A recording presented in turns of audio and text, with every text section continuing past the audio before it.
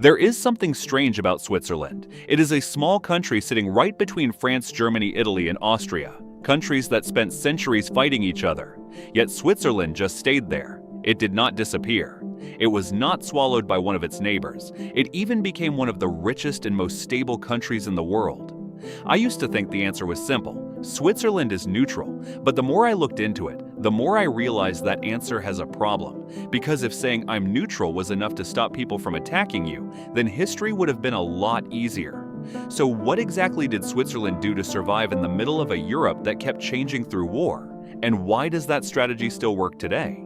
This is my personal perspective based on information I gathered from multiple sources. Some historical and geopolitical topics can be interpreted in different ways. If I get something wrong or you have a better source, then feel free to let me know in the comments. Before we talk about neutrality, I want you to look at Switzerland on a map for a second, because there is one detail that is really easy to miss. Switzerland is not sitting on the edge of Europe. It is almost right in the middle of one of the most important parts of the continent. France is to the west, Germany is to the north, Austria and Liechtenstein are to the east, Italy is to the south. Sounds normal enough.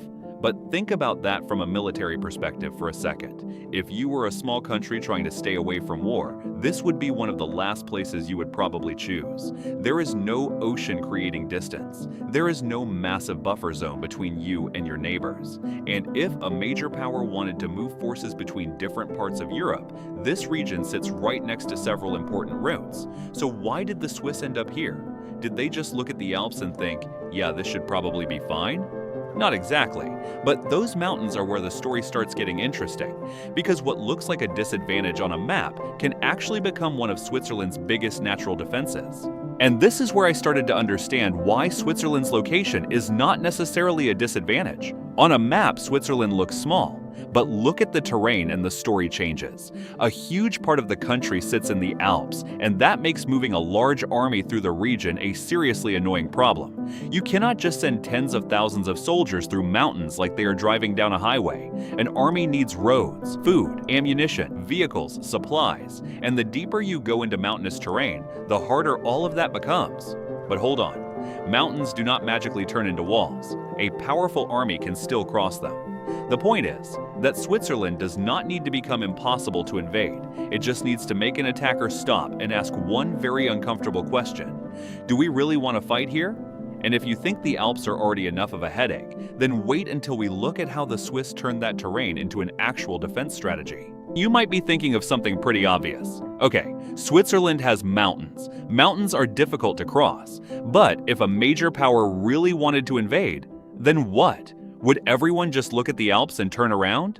Not really. Mountains only buy you time. They do not defeat an army by themselves. And the Swiss understood that. So they built a defense system around the terrain they already had. Important routes through the mountains could be controlled. Tunnels and strategic positions could become defensive points. Even some transport infrastructure was prepared to be destroyed if necessary. The idea sounds extreme, but the logic is simple.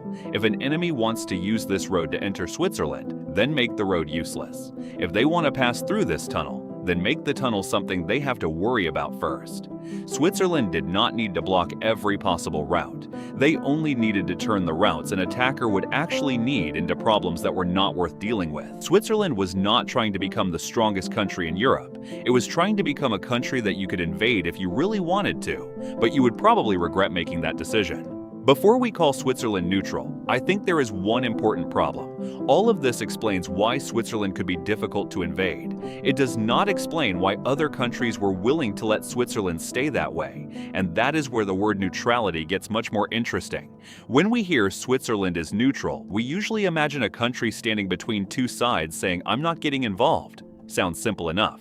But neutrality in international politics is not just something you announce. It is a position other countries have to recognize, and Switzerland has to maintain through its actions.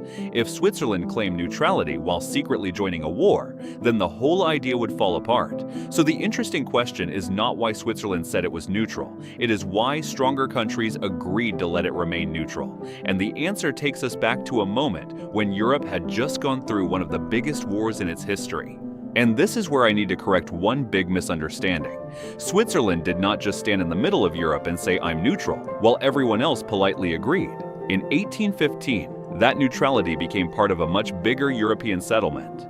After Napoleon was defeated, the major powers met to rebuild the political order of Europe. They officially recognized Switzerland's permanent neutrality and guaranteed its territorial integrity. That matters because neutrality was not just a Swiss promise anymore. It became something the major powers had a reason to preserve. Think about it like this. If you are one of the biggest powers in Europe, and you can either have Switzerland controlled by your rival or have Switzerland remain independent and neutral right in the middle of everyone, then the second option starts looking pretty useful. The major powers were not simply being nice to Switzerland, they also had something to gain from leaving it alone. Switzerland's neutrality was not just about staying out of everyone else's wars, it was also about making sure that everyone else had a reason to keep Switzerland out of theirs. And this is where neutrality starts to look less like a moral position and more like a strategy. Switzerland was not simply saying, "We do not want war." It was building a situation where staying neutral was useful to everyone around it.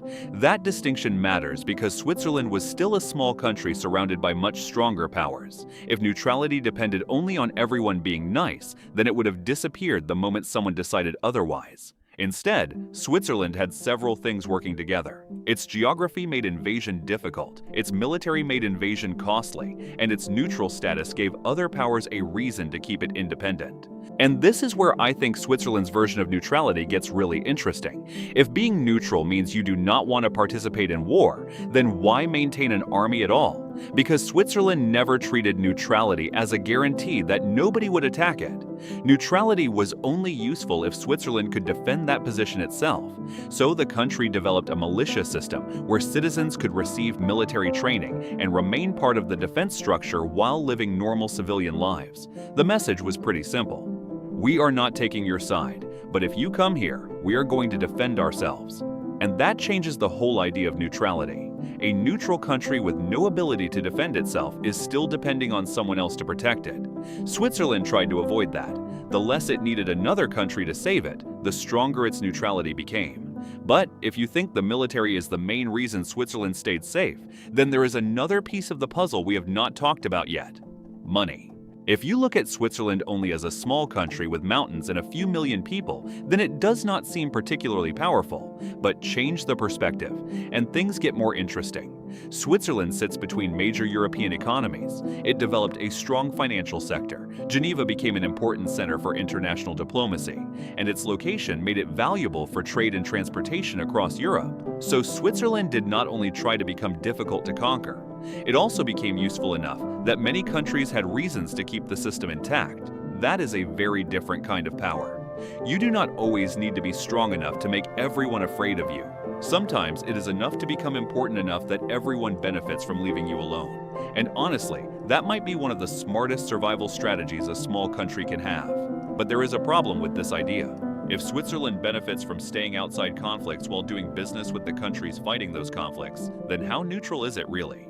And that is the part I find most interesting about Switzerland. They never found a way to escape history. They found a way to survive it. When geography changed, they adapted. When warfare changed, they changed how they defended themselves. When the interests between countries changed, they changed how Switzerland positioned itself. And after hundreds of years, the major powers around them have changed again and again. Switzerland is still there. Maybe the secret was never neutrality. Maybe the secret was understanding that no position lasts forever. The only thing you can do is make yourself difficult enough to remove and valuable enough that nobody really wants to remove you. And just to be clear, this video is my own perspective based on information I've gathered from multiple sources. History and geopolitics can get complicated, and there can be different interpretations. So if you notice something I got wrong, or you have a better source or a different perspective, let me know in the comments. I'm always open to learning and correcting things.